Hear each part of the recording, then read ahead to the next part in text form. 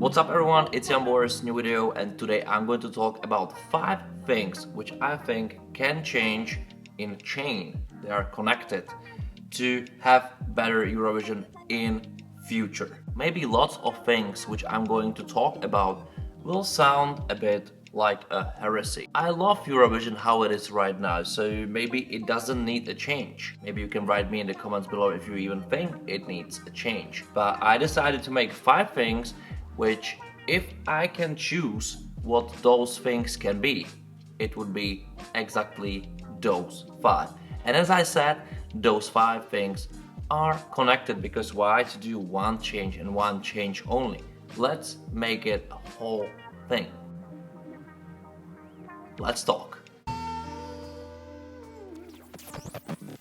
Guys, just a disclaimer, this video is not about to be controversial, this video is not about to be critical to something, it's just another point of view, it's a matter of discussion, it's a matter of if those things change, will Eurovision be better? Yeah, that's why I'm doing this list. So don't worry to comment below, let's discuss about it, because I think that can be important for the future of the contest, which is driving away, which I don't want to say I don't like it, because I love the big contest, its meaning, how it works, etc, etc, etc. That's all good, but as well I feel there is a space for improvement, a rapid one, and I don't really like some new changes which happened at Eurovision, and maybe I'm becoming a bit conservative, I'm not sure about it, but as well I feel Eurovision is kinda becoming a universal show, the show which is very similar to any other kind of show, and the only difference is because it's a huge difference, it really brings an original contest, original artist every year, countries fight, like all the spirit around this is okay, it's original for sure, but the visual of the show, the appearance of the show, the the whole, I don't know how to say it actually, little technical things, little decisions make it seems like a regular show, kind of. And I don't think we need the biggest show in the world, which we are used to say, to be the same as any other. So here are 5 things which can change it. Let's start with this one.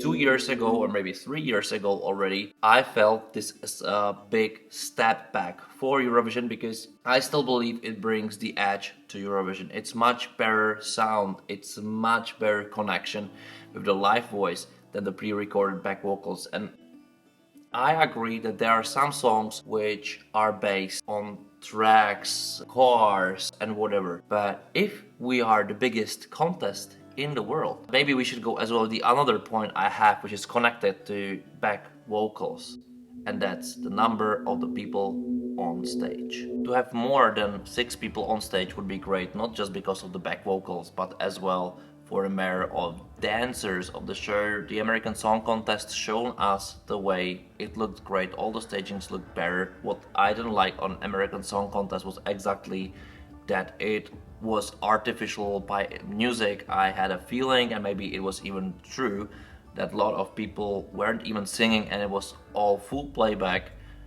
and I couldn't connect with the songs. I think the live voice from a person will give you much more than the artificial one, because then you can watch any other show.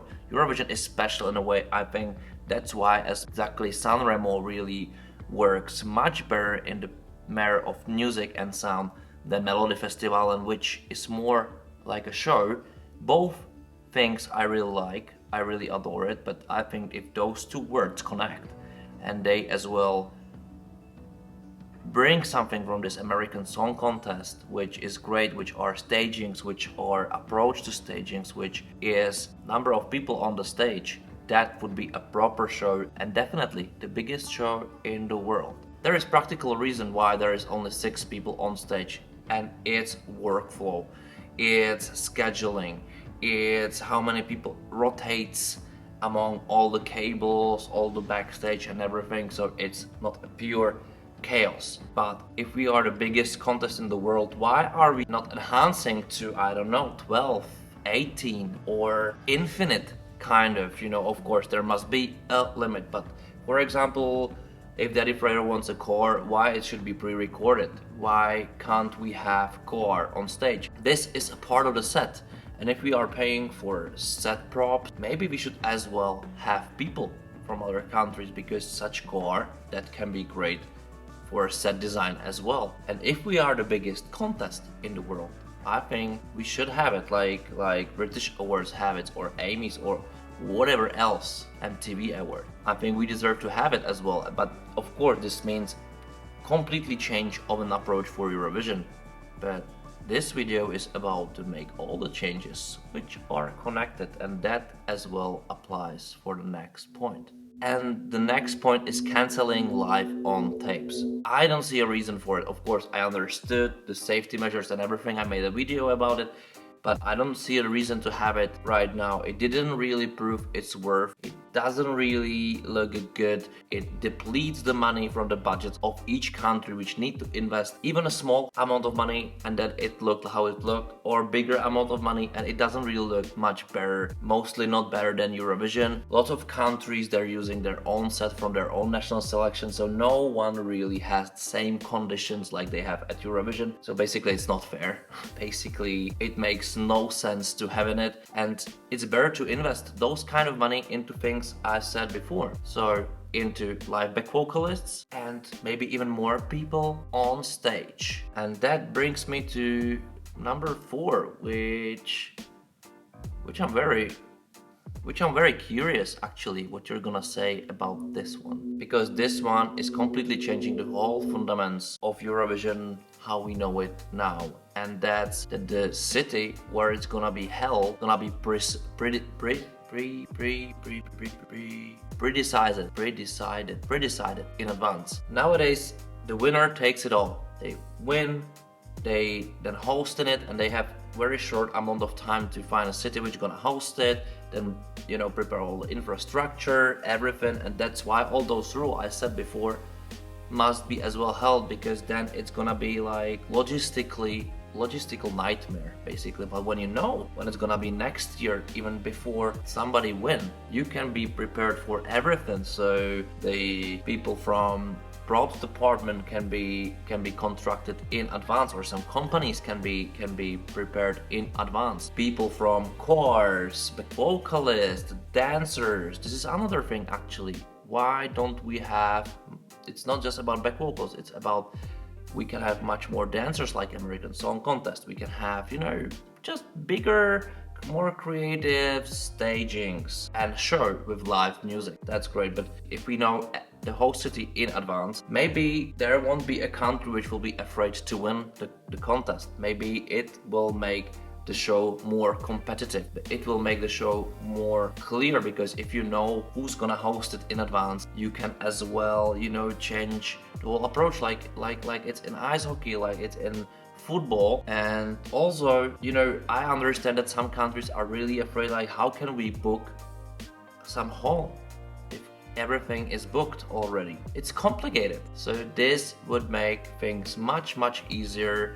You can have a special stadium already known for Eurovision in advance, maybe in 5 years advance. I think this change would help the whole Eurovision and the whole process to make it bigger and better. Also, I have a 5th point which I would like to change, and that's voting system. It's not connected to what I said, but also it's connected to the bigger picture of what Eurovision is becoming, how big it is, how important it is, and how important it becomes because it's bigger, it's better, it uses all the social media platforms and everything. Sometimes it's for better of the fans, sometimes it's for better of finding new fans. It is what it is. We must adapt to it. It is what it is, but what it definitely will help, it's free online voting. And I know it's hard to make it really work in such huge environment which Eurovision audience is. I know how vulnerable, we understand what I mean. I will never say how easy it could be to target such things, but it would be great to have free online voting, that we have more people voting because they're voting for free, especially in the situation which we have now financially, and that also will make all the results be much clearer than when you have to spend, like, I don't know, much more than you pay for your cell phone monthly to vote 10 votes in your country. I think it's a bit ridiculous. Of course you need to think about it, but I think this is a future to have it free. Come on, it's 2022, it's going to be 2023. We have all those platforms, we have all those apps, and we should go this way, because as well, then we can have much more people to come to the contest and influence it, not just watch the result. Everybody can influence it, then no one will have an excuse not to do it, and we will have very probably much clearer results. And that's the future, to have bigger, more transparent,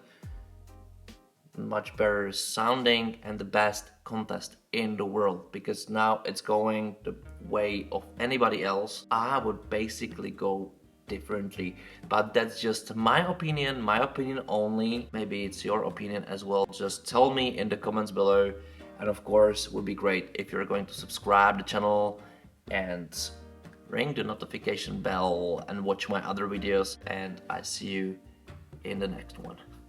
Bye.